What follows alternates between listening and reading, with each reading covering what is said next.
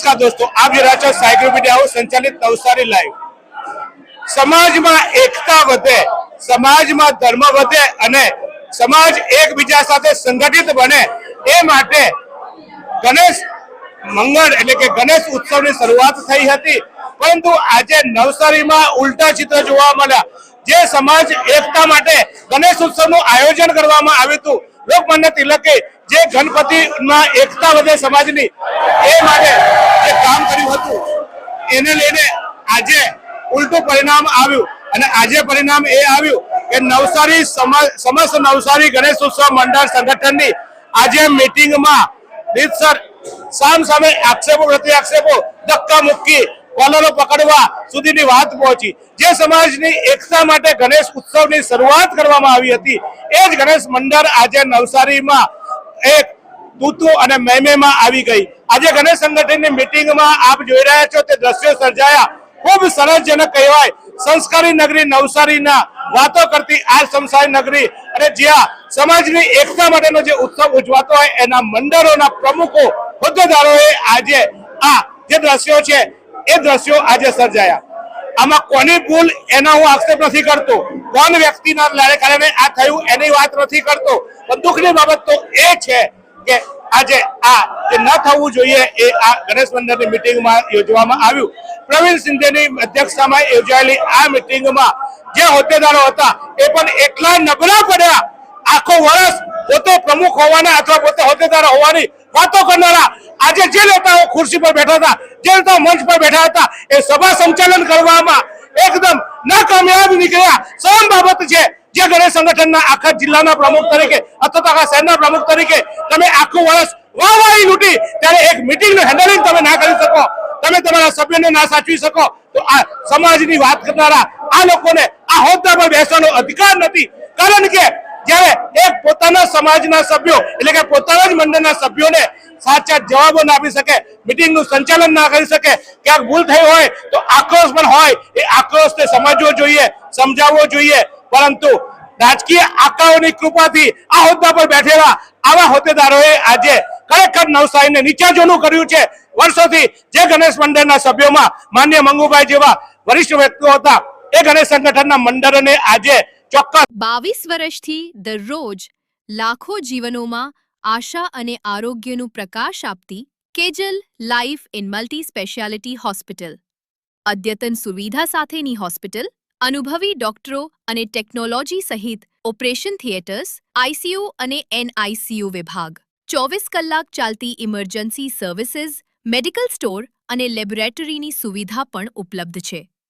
Hospital સેવાઓ જેમ કે ઓર્થોપેડિક વિભાગ, મગજ અને સ્પાઇન વિભાગ, યુરોલોજી અને હૃદય રોગ વિભાગ, જનરલ સર્જરી વિભાગ, ઈએનટી અને ગેસ્ટ્રોએન્ટરોલોજી વિભાગ, બાળ રોગ વિભાગ, ફિઝિયોથેરાપી સુવિધા, ડેન્ટલ, મનોચિકિત્સા વિભાગ, સ્કિન એસ્થેટિક અને પ્લાસ્ટિક સર્જરી વિભાગ અને 800થી વધુ ડાયાલિસિસ કરતું નવસારીનું એકમાત્ર dialysis centre.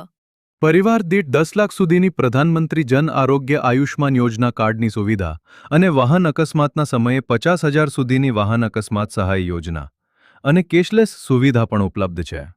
Kejal life in multi speciality hospital, તમારું સ્વાસ્થ્ય અમારું ધ્યેય।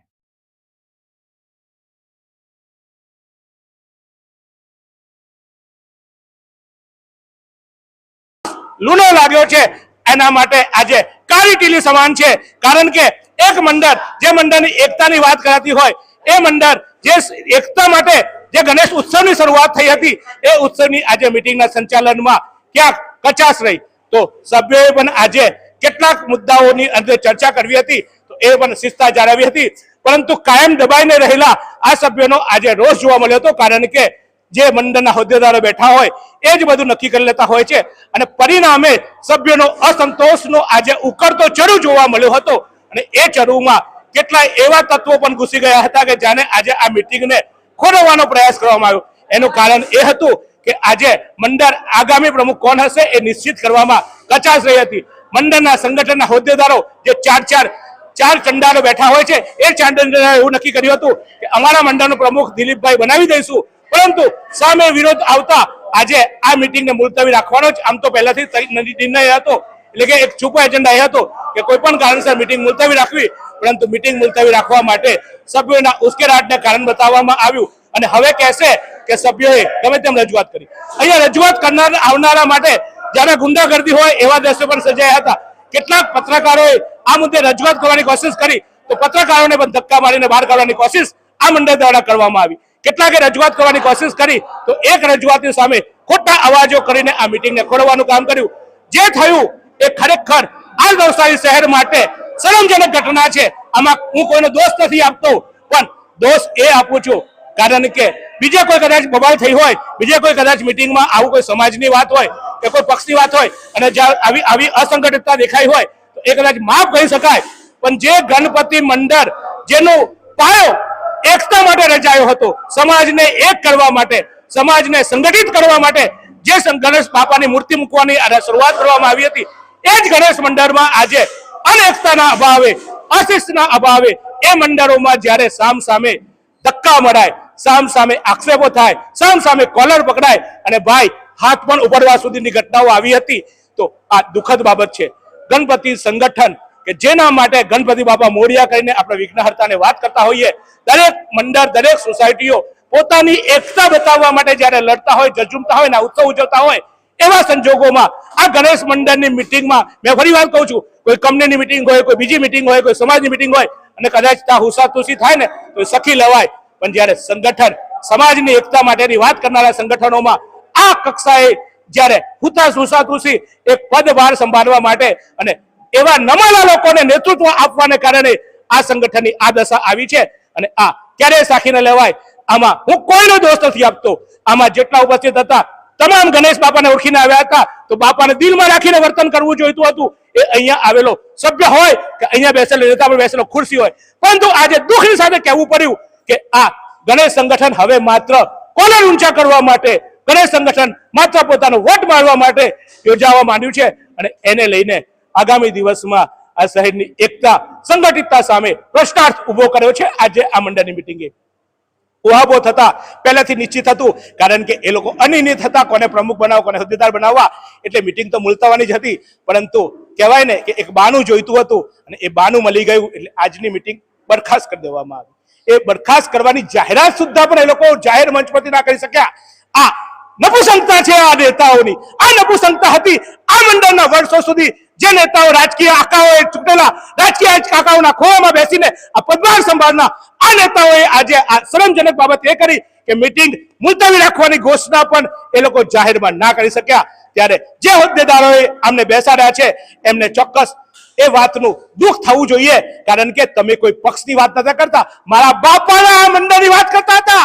જે બાપા માટે અમે યુવાનો, અમે લોકો આખો દિવસ 10 દિવસ ભક્તિ કરતા હોઈએ, એ બાપાના આગમન માટે 3 મહિનાથી અમે તૈયારી કરતા હોય, એ બાપાના નામે બનાવેલા મંડળમાં તમે આ ઘૂસણખોરિયાઓ હોદ્દેદારો બેસાડીને અમારી લાગણી દુભાવી છે. આ મારી નહીં, આખા ગણેશ મંડળની, દરેક યુવાનની જે ગણપતિ બાપા સાથે જોડાયેલો છે એ તમામની આ લાગણી તમે ખંડોરી છે.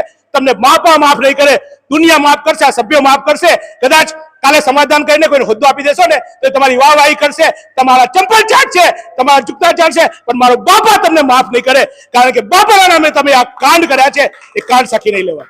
તો જોતા રહો આ જ રીતે નવસારી લાઈવ.